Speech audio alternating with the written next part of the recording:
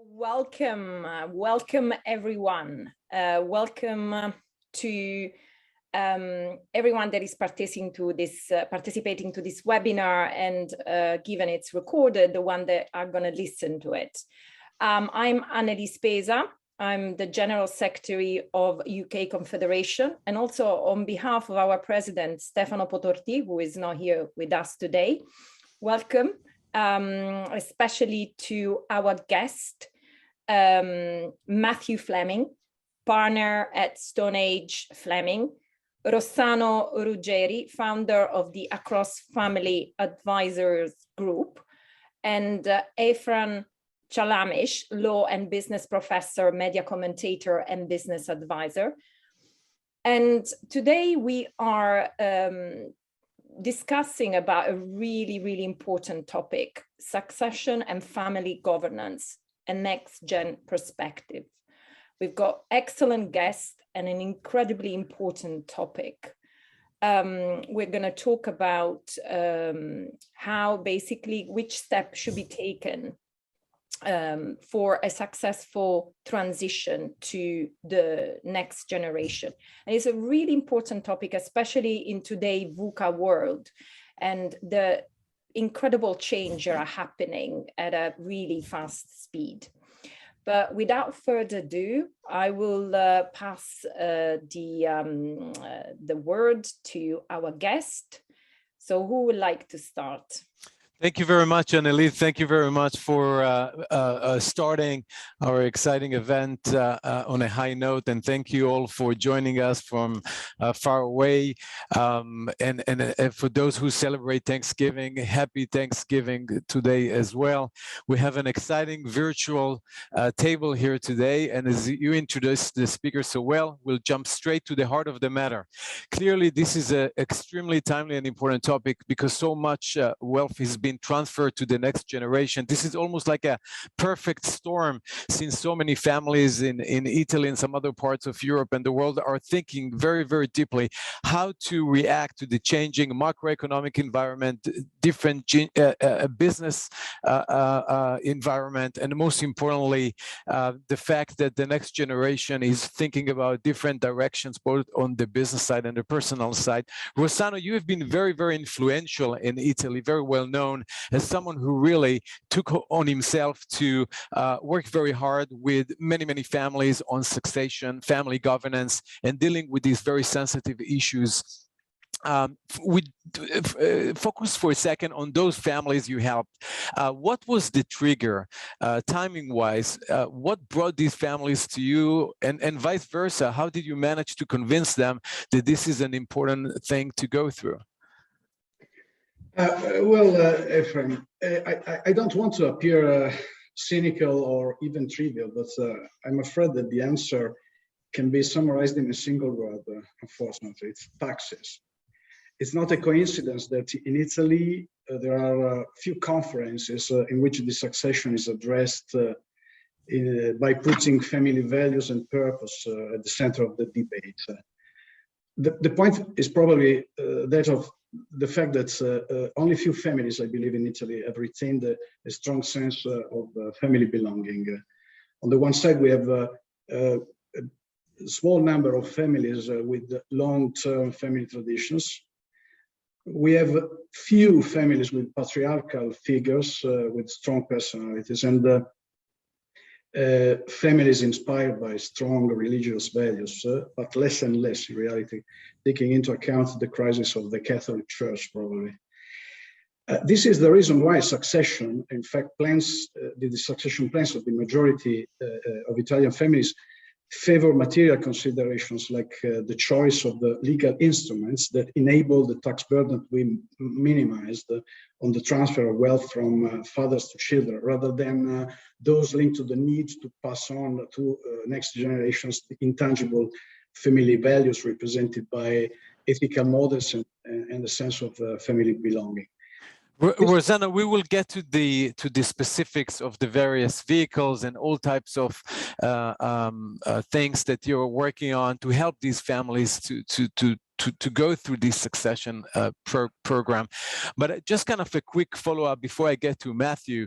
Since you started straight with the technical stuff, as we all know,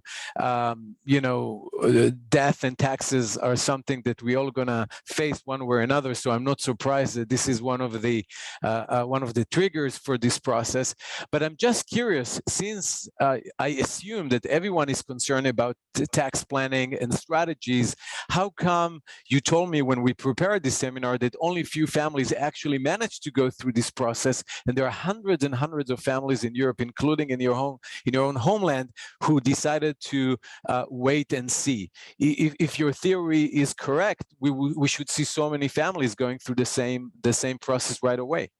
Oh, this is the most strange thing, because sometimes also inexplicable if you refer this to family businesses. Only 39% of the family businesses, for instance, interviewed by Deloitte in a recent survey over a database of 800 companies, declared themselves ready for succession. And only 14% said that they have a succession plan for the CEO, for instance. What is contradictory is that, according to the survey, 62% of Italian family leaders want the company to remain family-owned.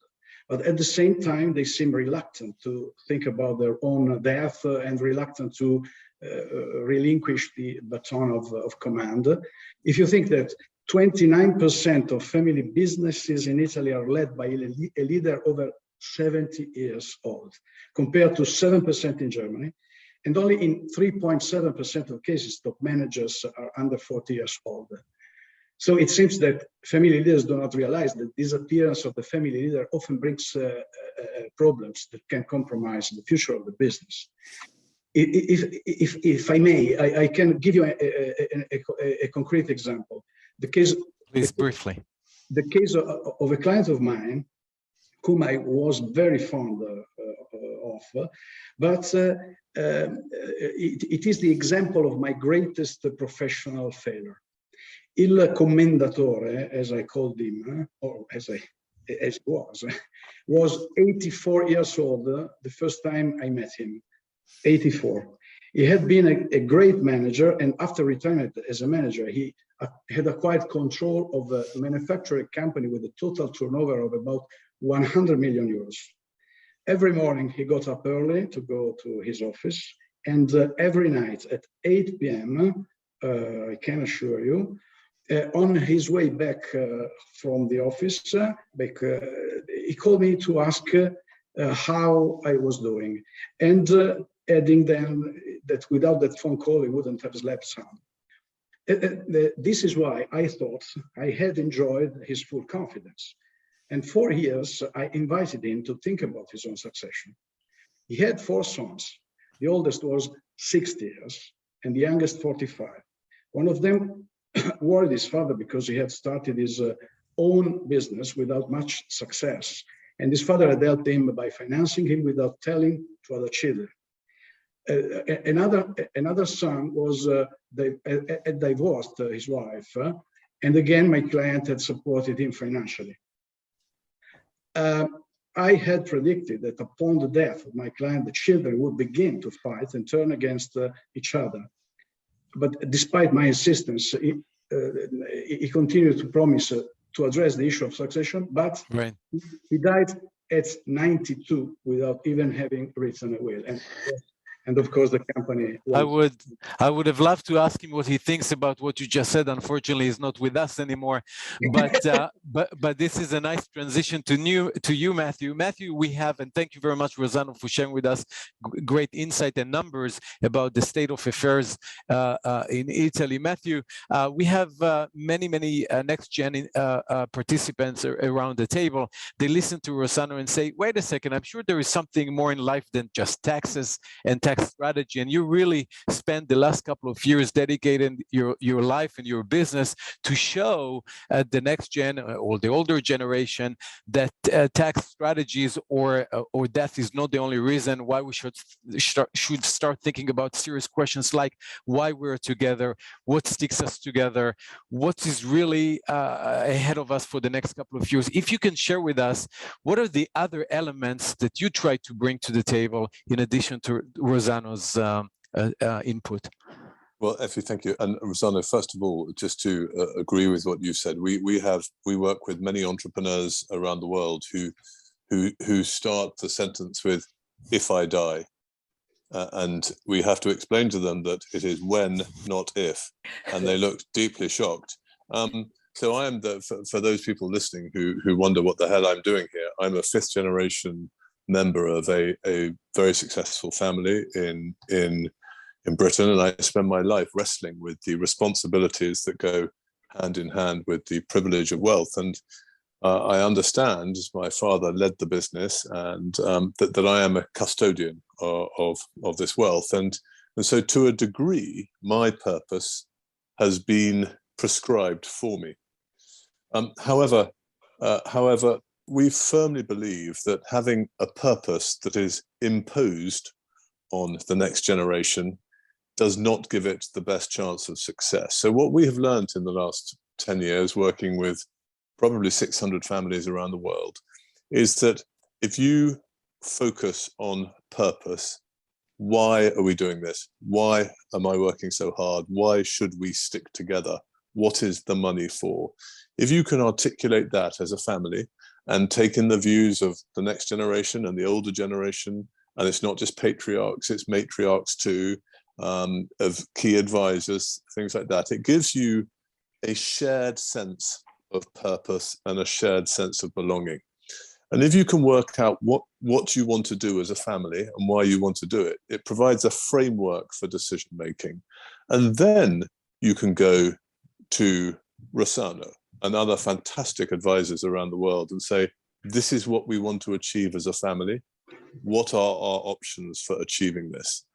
But like Rossano, we see so many families who have put the cart in front of the horse, and it makes for unhappiness. So our starting point for families is purpose. The second point is framework for decision making. Create a structure where every family member understands what success looks like, and that needn't be just financial success. It could be all about fulfillment. Agree a set of values so that individuals know how to achieve individual fulfillment under the umbrella of a set of family values. And then you have a really good starting point for looking to the future, because your intergenerational strategy may not be about the transition of wealth.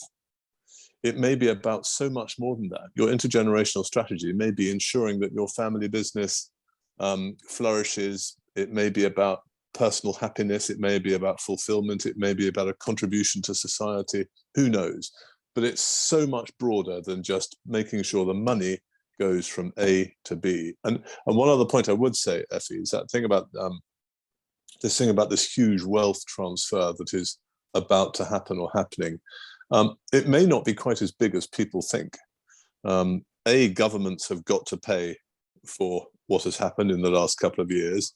And B, the next generation of families are wrestling with the perception of wealth and what their social capital should be. So whilst the wealth may transfer, it may not transfer to family members. It may transfer into philanthropic vehicles, into foundations, into other things. So lots of things to consider there, I think. That's great. And we will get to many of the points that you raised, Matthew, over the next couple of minutes. So I encourage all our participants to stay through the hour and ask good questions towards the end.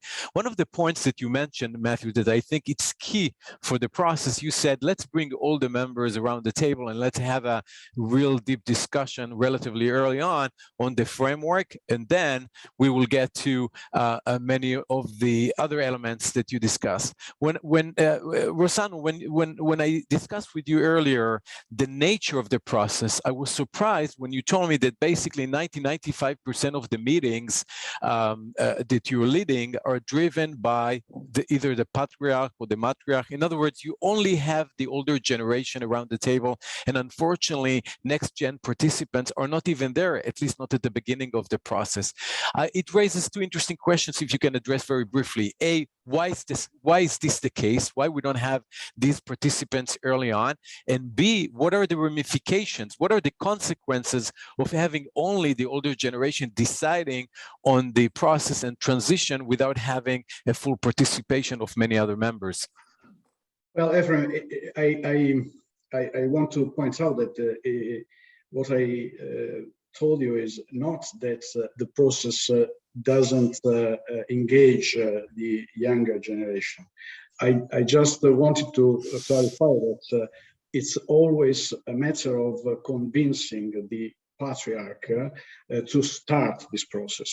And you know, the paradox, once again, and going back to what I was trying to say, sometimes the reason why the succession planning is postponed is not only that the patriarch is reluctant to relinquish the baton of command, but also because thinking and talking about retirement is emotive and difficult.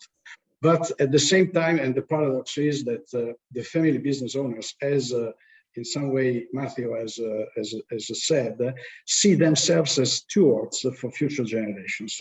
So what I try to do is I leverage these psychological factors, sometimes making use of proverbs or aphorisms. In few cases, without great success, as I like in the case of the commendatore. But for instance, I resort to an aphorism of the Czech writer Patricia Oleshkova. She says, each generation can create progress by withdrawing at the right time. And recalling the acceleration that technologies are having nowadays and the greater familiarity of young people to technological progress, I usually get good results. When I find difficulty, I leverage the pragmatic aphorism of a well-known Italian trade unionist who used to say, you have to leave it to the new generations, also because if you don't, they'll take it anyway. So once the need for change has been digested, at that point, Sure. we open the dialogue and the engagement the engagement begins. And Sure. I and my colleagues start trying to manage the complex dynamics of the interpersonal relationship between parents and children and among children themselves. Someone called this kind of role, this specific role, and I appreciate and I like very much this appellation, as intergenerational broker as advisors. Sure, thank you, Rossano. And by the way, if you have questions on these points or previous points, please raise them in the chat, and I'll do my best towards the end of the session to address all the questions and comments. We'll do it that way. And by the way, those who find the audio on Facebook a little bit challenging, I recommend you to switch to Zoom, at least based on my own experience. Matthew, two things. One is if you can address Rossano's point about the importance or the role of convincing the older generation. And I would love to hear your view. I know you have a different take on that. And secondly, connecting it to the question of purpose. Clearly, it seems to me that sometimes there are some tensions between how individuals, especially next-gen members, define the purpose of the process or the family versus the collective purpose. And I think it's also tied very nicely to the question of how we can mobilize the older generation to even start the process. So if you can address these 2 points, I would really appreciate it. Absolutely. And Effie, I can't actually remember what I said to you last time. So if I don't make the point you want me to make, nudge me. To Rossano's point, we have, my father had a saying, which is always leave a restaurant slightly hungry. Okay. And it was a very, very good point for him when he thought about stepping back from the business. In fact, the decision was taken out of my father's hands because he got Alzheimer's.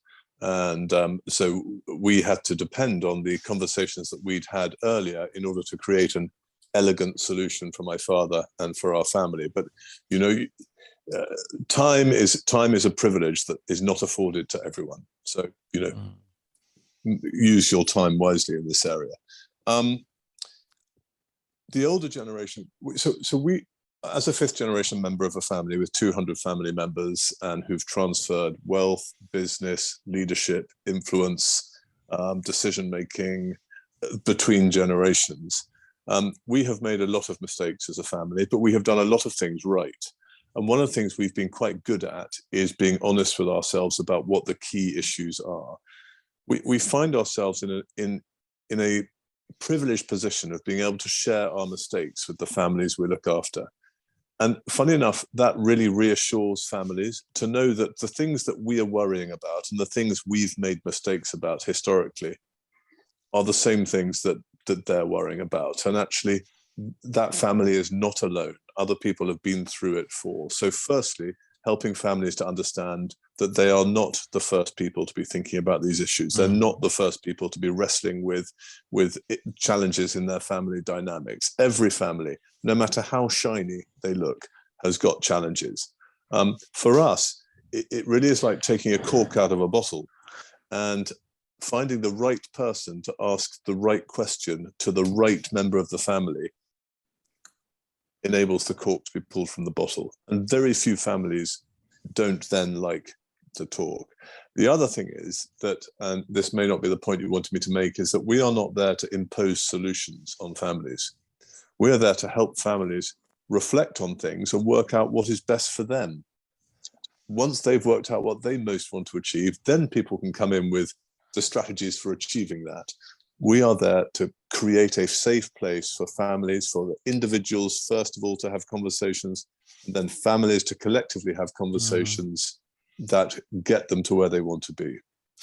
That's fantastic, because I think at the end of the day, what both older generation and next gen have in common is that very few people actually like the concept of being told what to do. It starts with kids all the way to the 90-something years old person that was referred to before. People like this creative, independent thinking. So as long as they don't think and feel, Matthew, that they are forced to pursue certain things, they feel committed, they want to be part of the process. And it goes back to Rossano's point about maybe the patriarch will start the process, but eventually the next gen will be part of this process. Which brings me to the question of the process itself, Matthew. And one of the things that you raised reminded me that the new trend where, especially in Italy, but also some other parts of Europe, where it's very important for the older generation to make sure that the business, whether it's a food business, pasta business, wine business, that the business still will stay within the family, and we will see this legacy, this brand staying there for the next 5,000 years. But at the same time, we create a separate vehicle, or we create a separate path, track, fund, something else which will allow those members, the next gen members, to pursue their dreams, whether it's startups, whether it's VCs, whether it's impact investing, all types of interesting adventures. And that brings me to the question to you, Matthew, and then Rossano, you will address the same point. How you can actually build a process where on one hand you keep the business within the family, but on the other hand you give individual members the freedom, the creativity, the excitement to pursue their own passion. I know that, and we can talk about that as well. I know that some Italian businesses prefer to bring at some point professional CEOs, professional experts, and managers, while giving other individual members the freedom to pursue other things. Matthew, we'll start with you, and then Rossano, you can follow up and share your own experiences. Please, Matthew. This is such a huge question. First of all, I'll just make a series of points. First of all, selling your family, having the ambition to keep your family business within the family is laudable.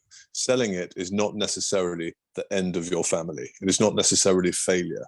We sold our family business in 2000 for an eye-watering amount of money. If we hadn't sold it, we may not have made it through the financial crisis. So in many ways, selling the business represented our greatest success. So do not pigeonhole ownership as the family business as the only definition of success. That's number one. Number two, trying to make sure you have the right members of the family playing the right roles in the business at the right time. Just because your father was the executive chairman doesn't mean you have to be the executive chairman. Make sure each generation and each family member has the right roles and the right set of governance around it to ensure absolute fairness and transparency. Diversification away from the family business for some families is very important, a very important way of managing risk. For other families, putting all your money back into the family business because that is what I know and understand the best, that's where all my networks are, that's where my intellectual capital is, that's also a legitimate way of managing risk because it's what they know, so therefore they're lessening the risk. We work with lots of different families in lots of different ways, but I'll talk about my family. We created a pot of money that was set aside for interesting entrepreneurial direct investing and starting businesses. We had a mixture of family and non-family on a board to which family members had to present business plans and investment ideas. We had a very strict, transparent process that was agreed beforehand, before we even came up with the first idea. Because if you wait until you have the first idea before you come up with your governance structure, it will be seen as a judgment on the idea. So get everything in place beforehand. Then the decisions that are made aren't personal, they are decisions based on principle. Be disciplined about it. Understand, have discussions about what fairness looks like. If one family member has an idea that needs £10 million, another has an idea that needs £1 million, can the one does the one who had the idea for £1 million get another £9 million somewhere else to make up for the, have these discussions. And I'm sorry, we're flying through this because there's so much to talk about, but transparency, honesty, common sense, and harnessing non-family advice are critical. This is great. And by the way, Matthew, you shouldn't feel that bad that you included so many different elements in such a short answer. I'll tell you why. Because if eventually people leave this virtual room saying, you know what, I take one little element, one idea that I didn't even think about, which should be part of the process, I think we earn our lunch or dinner, depends where you are in the world and what time you woke up. Rossano, Matthew really covered beautifully so many different parts of the story, but the key, I think, my takeaway from his answer is that at the end of the day, we do not have to duplicate our ancestor structure, title, and mission. Things can change over time. The reality around us is changing over time. And he gave such a beautiful example, his own personal story, where they moved from a major business to basically diversification of a more like a financial asset. So if you can share with us your own personal experience, how you can help and how you helped in the past with 30-something families, how to deal with this tension between maintaining the existing structure, changing the structure, bringing professional CEOs, and letting other next-gen members the freedom, the creativity to pursue their own dreams. Please, Rossano. Yes, I go back to what Matthew said about, because I believe it touched a significant point. One of probably the main problem facing the entrepreneur founder is the choice of the leader, when there are several potential successors, But the good father, he said, must always consider what the best future for his children might be.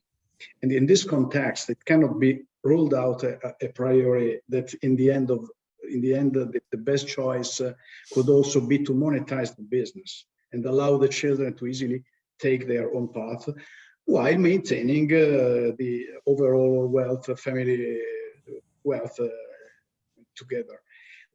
The role of the family advisor is precisely that of assisting the entrepreneur to keep this kind of choices, in these complex choices. For instance, we help him in trying to understand if and which children have the capacity to replace the entrepreneur over time. Being father or mother, the entrepreneur is not always in a position to establish a confrontation intended to grasp the real inclinations and wishes of his or her children, or to conduct a honest analysis free from emotional constraints of the actual abilities and potential of the heirs. Then, if the choice falls on only one of the children, it is necessary for him and for us as advisors to protect the interest of those who have not been chosen and to try to encourage their acceptance of the chosen one and of the chosen strategy. If, on the other hand, if more than one has sufficient characteristics, features to run the company, you need to imagine a business organization that provides for the distribution of functions in relation to the skills and inclinations, once again placing merit above family ties. Then you should assist prepare the training course and progressive insertion into the company of young people, perhaps with the temporary support of an external manager as a chief. If at the end, if the outcome, on the other hand, of the assessment leads to the conclusion that no one is able or willing to continue the business, better if you convince the family leader to look outside to evaluate alternative forms of generational changeover. That's a fascinating description of the various scenarios, which brings me, Matthew, to the follow-up question, which is, you spend a lot of time thinking about the kind of 4 pillars of capital that generation transfer give from one generation to another. For example, you explain the many families you've been working with and helping with, that financial capital is not the only asset we have, and you inspire them by speaking about intellectual capital in addition to financial capital. You talk to them about social capital, cultural capital. In other words, so many things that we accumulate over time as individuals, as families. And here I would like to connect it to Rossano's description about the big decision, who eventually will take the lead and how they're gonna find the right balance between external expertise and family expertise. And I'll explain.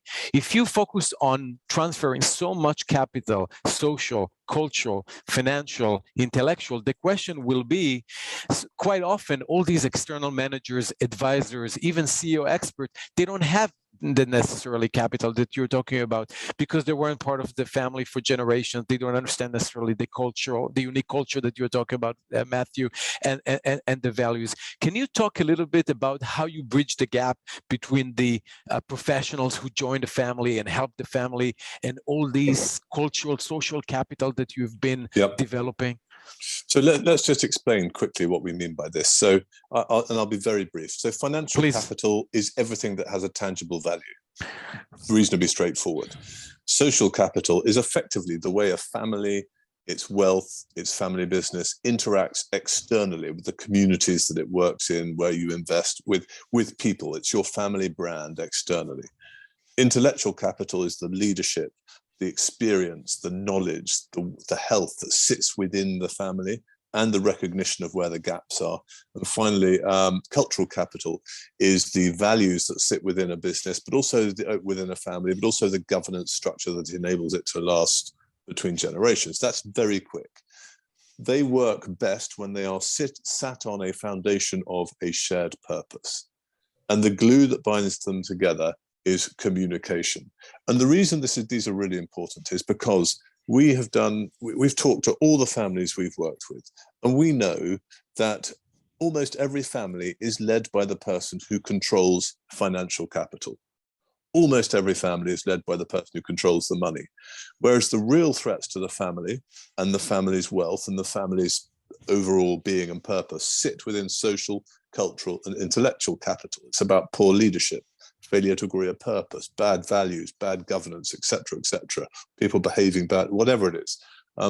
So we encourage families to think about leadership, multiple leadership models.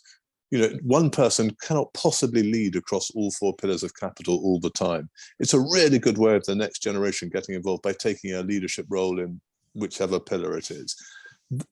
A critical part is the values that underpin a family. And for us, the perfect scenario is when the family business's values are the same as the family's values, which are reflected in the values of the external advisors who work with the family. Almost always, disasters happen when there is a breakdown in those values between one of the different aspects. So value is very important.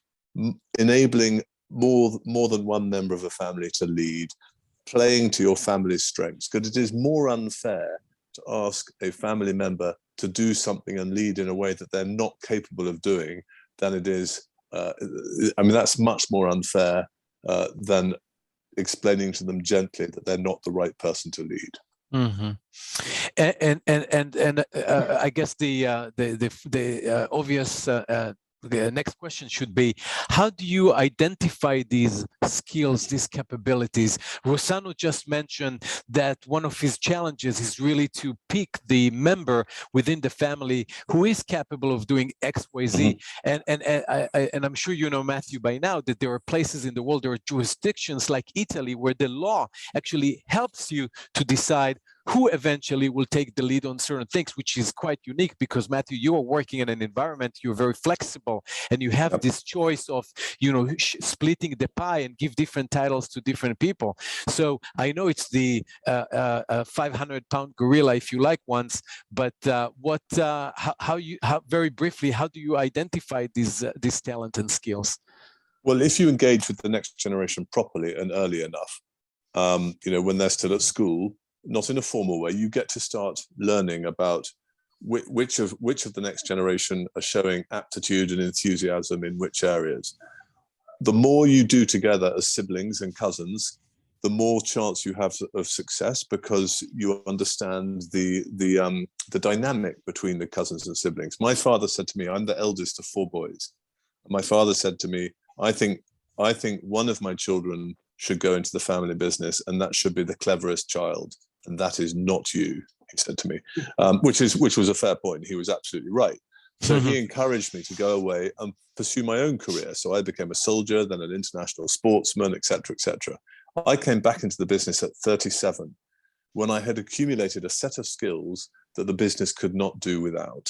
I had earned some respect for myself, which meant that other people could respect me. And now, ironically, I am the only one of my 4 brothers who is working in the business, despite being the last one to engage with the business. So everything has its time.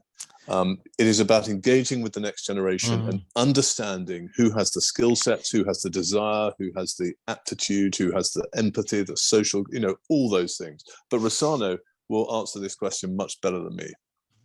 And Rossano, if you can address that briefly, because we still have a couple of fascinating points that I would like to address. Plus, we got some interesting questions from a couple of audience members. So, Rossano, how do you identify this kind of talent, skills, etc.? And by the way, mistakes can and do happen. And as we know from the business world, certain CEOs resign after a couple of days, not even after a couple of years, because they realize very quickly that it's not the right fit. And sometimes these are even public companies, and the shares react very quickly. So, Rossano, please, very briefly, how do you help the controlling shareholders to decide on these ones? Well, for sure, I agree with Matthew that the starting point is that it's the family that should prepare the future leader and future manager by forming it. What I would like to point out, because I go back to your question, is the professional CEOs better than the family members? To me, the answer is cannot be unambiguous, because I know that many studies have been conducted in various countries that try to understand which of the two solutions generates better business performance, I don't see that they are useless, but of course, as usual, the answer depends, of course, on the skills of the chosen leader and on his ability, and in particular on his ability to establish positive interpersonal dynamics with family members, if he is a professional CEO, and with other family members, if the new leader is the family member himself, you know. Sure. After all, the answer, if the answer were unambiguous, it would be easy to adopt the most appropriate solution and minimize the mortality rate of family business, which is very, very high. For instance, in Italy, only 70% pass to the second generation and 15% to the third one. Having said that, it seems more logical, as mentioned earlier, that to give priority first to the children, because if they have the leadership qualities, it should certainly be easier for them to give the continuity to the family identity and values within the company management. Sure.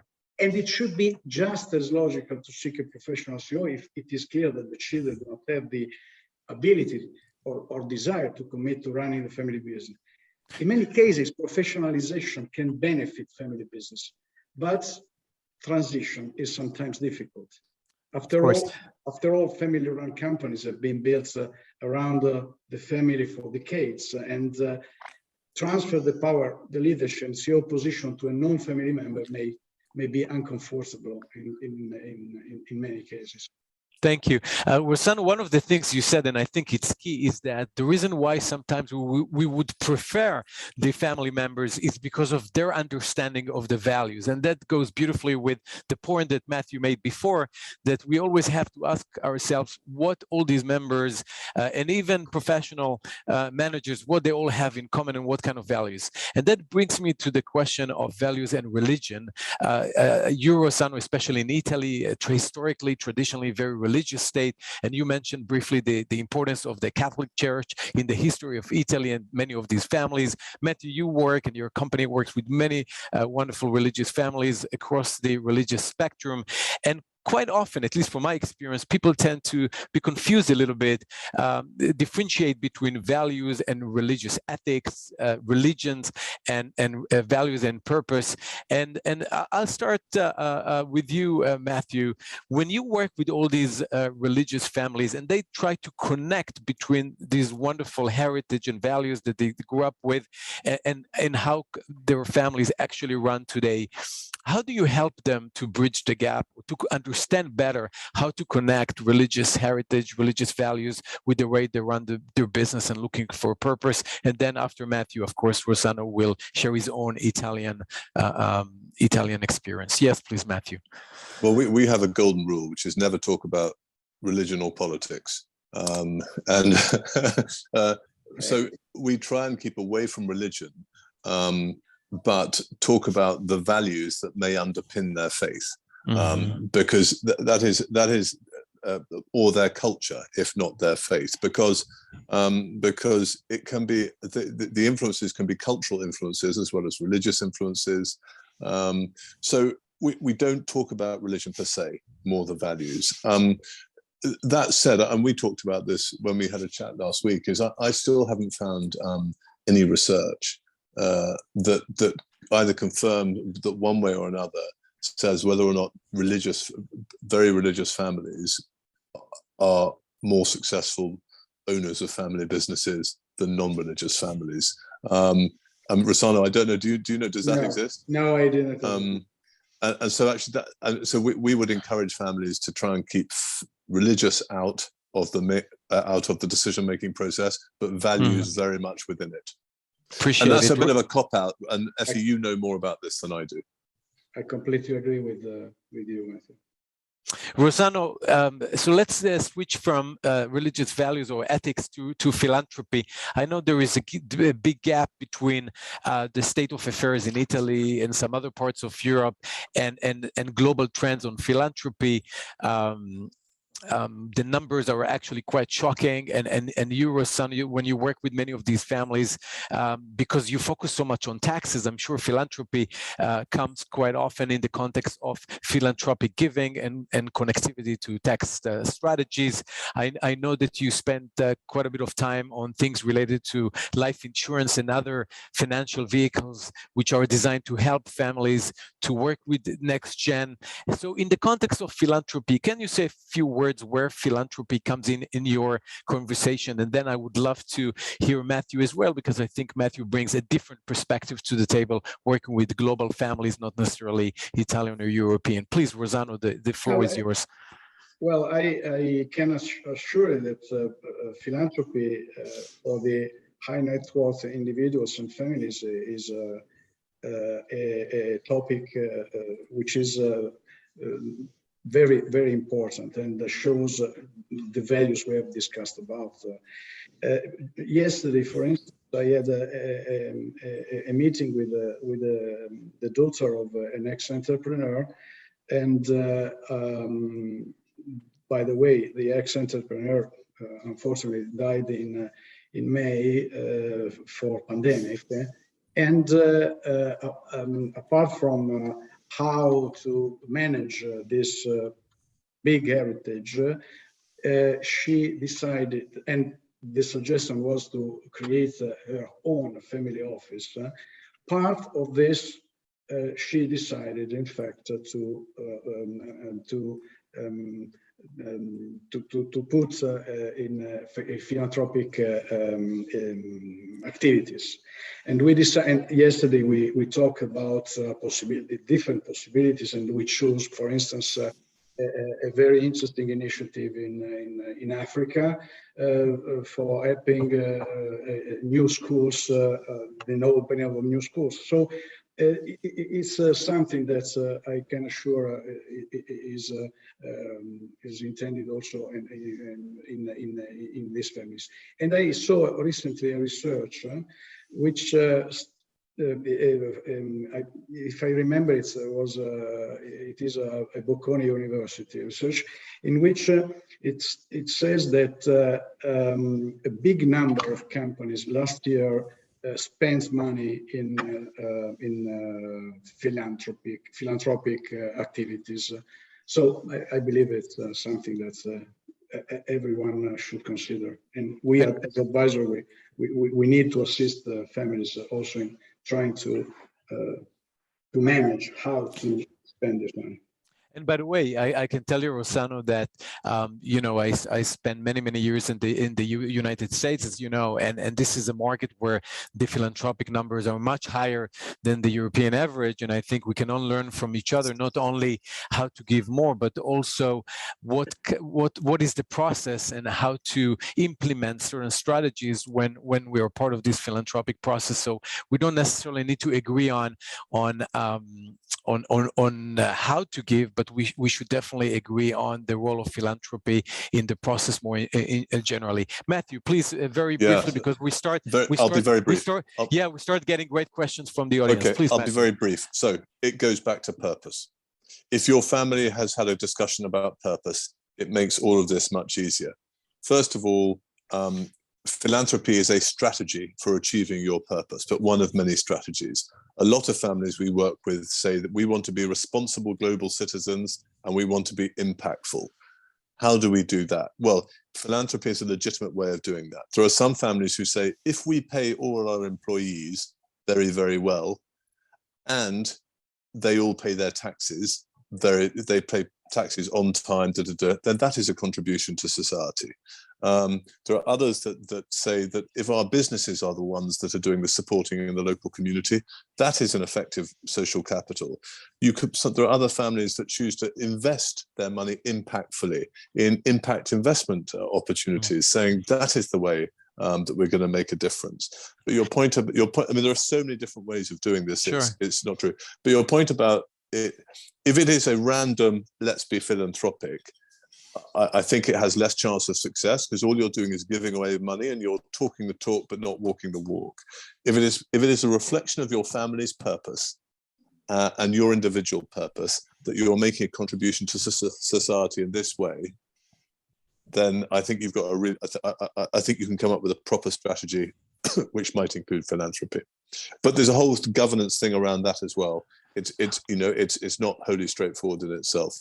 But I think the key issue, at least my takeaway from your answer, Matthew, is that philanthropy should be part of this process from day one. Even if eventually the decision at the end of the day should be that philanthropy, for example, should have a very limited role, and even if it has a limited role, to decide what this role should be, but it should be part of the process starting day one. We're moving towards the last phase of this fantastic discussion, and there are a couple of great questions from the audience and myself. So I'll ask you guys a couple of, and ladies, of course, a couple of quick questions, and please share with us your thoughts and experiences. And again, I'll take this opportunity to be very thankful on this thankful Thanksgiving Day to all of us for staying on boards, including the participants until the end of the session. So please bear with us. A couple of interesting quick questions, and then Annalise will close the session. So the first question to you, Matthew, is about the role of spouses. Clearly, and especially in Italy, spouses play a huge role, both in terms of family dynamics, the role of the spouse in the decision-making process, how to bridge the gap of values, and then, of course, to find some solutions to disagreements within the family, whether it's the UK, US, Italy, and the rest of the world. Matthew, what's the role of spouse from your perspective? Jeepers, that's a tricky question. First of all, is you have to bridge the gap in values. Someone's made a bad decision somewhere. It is the biggest decision any of us make in life. It's the person we choose to spend the rest of our lives with. Please try and make sure your values are aligned, because otherwise your chances of success are minimalized. Secondly, do not wait until your children have said, this is the person I'm going to marry, before you talk about the role of spouses in the family business and the governance structures that protect families, etc. Have that conversation with your children, and as next gen, encourage your parents to have that conversation before you say, this is the person I'm going to marry, because otherwise it is a judgment on the person that you have married or they have married, and that's a disaster. Listen, I don't think there's any right answer or wrong answer to spouses. I mean, if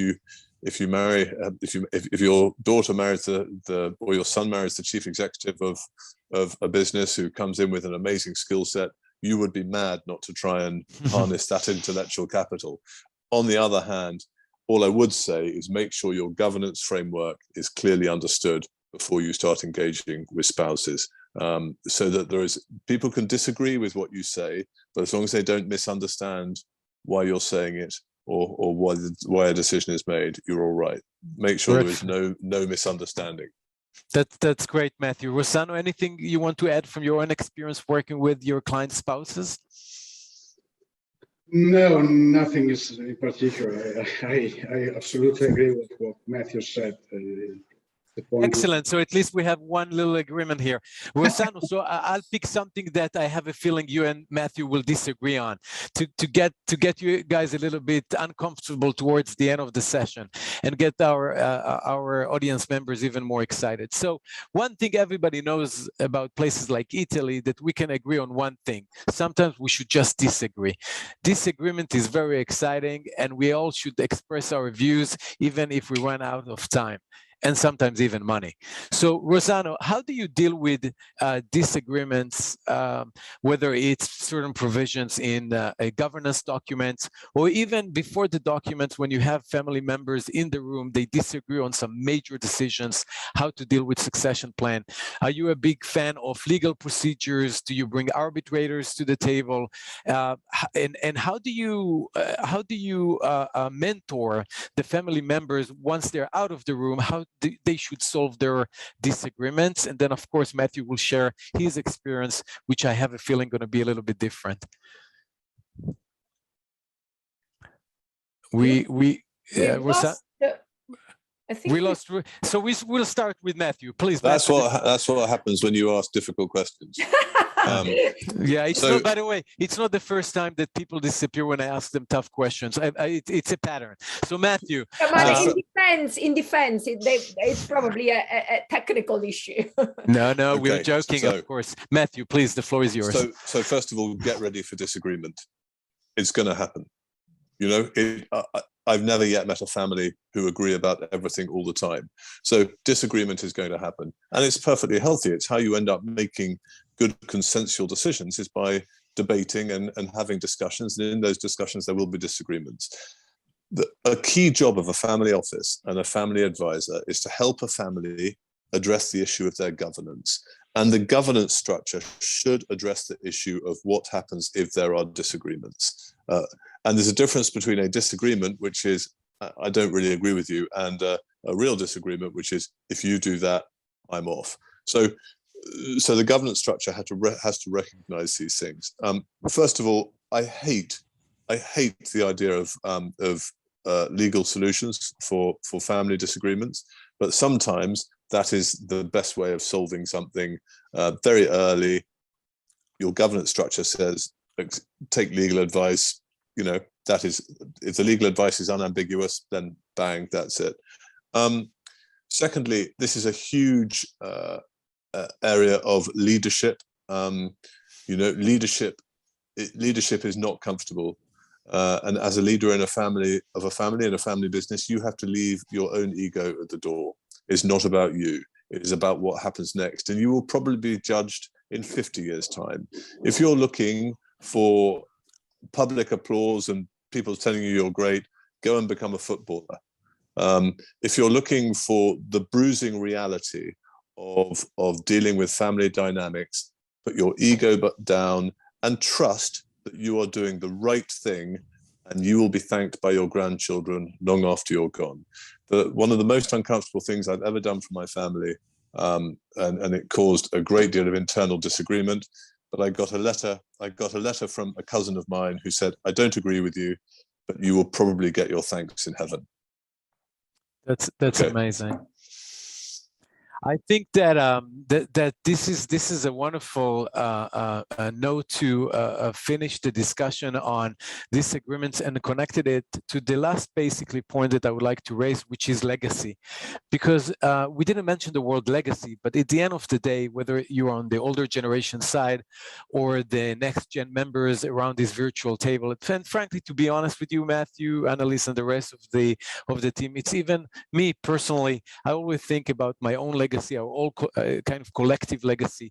So Matthew, very briefly, when you think about your own legacy or the people around you or your amazing clients, in 1 minute, what is legacy for you? Because I think you really said the key issue here, which is legacy will be judged and will be told only many, many years from now. And frankly, whether it's ESG or long-term investing or the chase for transparency, we live in an era where everybody is looking for a much longer period of times to be judged and to make the world a better place. So how do you think we should all think about legacy? And then I'll finish with a couple of concluding remarks, and Annalise will close the day and tell us a little bit about the next couple of interesting events of the Confederation. Yes, please, Matthew. So legacy is very important. It's individual purpose. It's part of purpose. It's part of your purpose, part of your family's purpose. What do you want your legacy to be? I went to a funeral of an old teammate yesterday. He was my age and he died of a brain tumor. And his father stood up and he said, the first serious conversation I had with my son was when he went to school, and my son came home and said, I made a new friend today. I want to be friends with everyone. And his father said to him, but son, you cannot be friends with everyone. And his son said, why not? And it's a really, it made me think about the values that underpin good families. So for me, legacy should be underpinned by values. For us as a family, I don't mind if the business doesn't work, but I would hate for people to say that they were not good people. They did not make a contribution to society. They were not fair to the people who worked for them or with them. They weren't generous. They weren't honest. They weren't, so for me, personally in my family, legacy is underpinned by values and love. That's the L word, which doesn't get used very often by families. But remember, business, love, Let's get things in perspective. You know, I hate to say, Matthew, that you brought us back to the basics, and maybe we should have started with the basics, because at the end of the day, our decisions are driven by basic emotions like love, compassion, and all the other components of legacy. And my biggest takeaway point from this discussion, and then I'll hand the floor to Annalise, is that we can disagree on different things. And Rossano shared with us amazing discussions, especially in the Italian context, how we can disagree and the challenges of passing the baton to the next generation. But my biggest takeaway point today is that there's so many things that we can agree on, whether it's the process itself, whether it's this decision-making process, whether we're talking about values, whether we agree in advance about the fine balance between external expertise and internal capabilities. And then finally, as you just said, at the end of the day, if we're here for the long run, we should definitely agree on how our legacy as a collective, as a family, should be written. I learned a lot, and Matthew, I think you did a fantastic job in relatively short time sharing with us your experience, your expertise, and I'm sure that many families around the table and would love to learn more about that, and I'm sure people should feel free to contact you and your institution. And Rossano unfortunately had to leave, but I'm sure that his experience and expertise is super valuable, especially in the Italian context. And just in general, I think that frankly, even if you're not part of a family member, whether you are an advisor or an expert, this is a very valuable knowledge that we can all take with us for the next couple of years. Annalise, please share with us your thoughts towards the end of the event.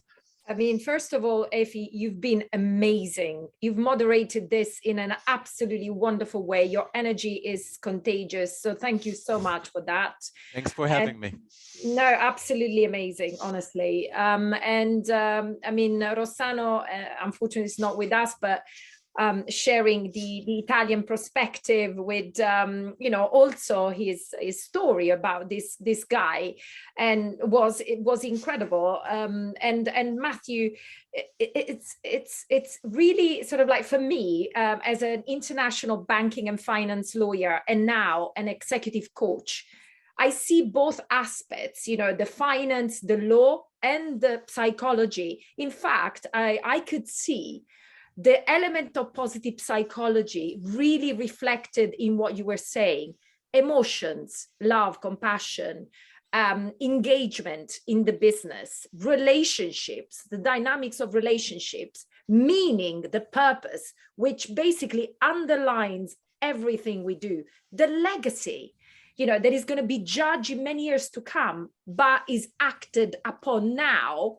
without the ego. Which when you said that, I was like, this is just, and I guess, and then achievement. Of course, you have to plan and you have to execute. And when we talk about values, you know, and the values of the family and the value of the business and the value of the advisor, I mean, this is like, you guys are not just financial advisor, you're also psychologists, coaches.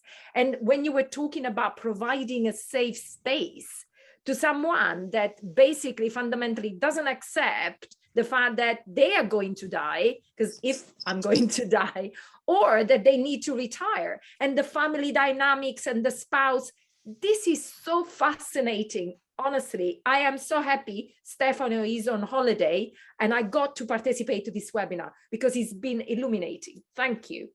Good, we loved it. Thank you very much for the organizations, and looking forward to the next couple of events. Thank you. Thank you. Thanks, Effie. Grateful. Thanks. Thanks, Annalise. So bye, ciao, everyone. ciao. Buonasera. Bye-bye. Ciao. Bye bye.